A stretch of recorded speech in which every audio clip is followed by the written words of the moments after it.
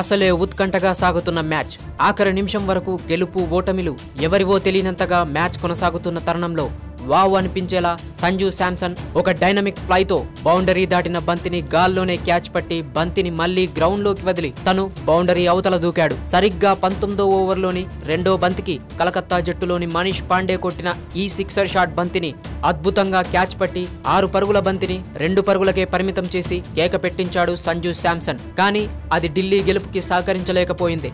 కలకత్తా విజయం సాధించింది. ఢిల్లీ జట్టు మాత్రం కలకత్తాకి గట్టి పోటీగా ఆడిందని మాత్రం చెప్పొచ్చు. ఈ మ్యాచ్ లో సిక్సర్ బంతిని శాంసంగ్ తప్పించిన ఈ సన్నివేశం మాత్రం హైలైట్ గా నిలిచింది.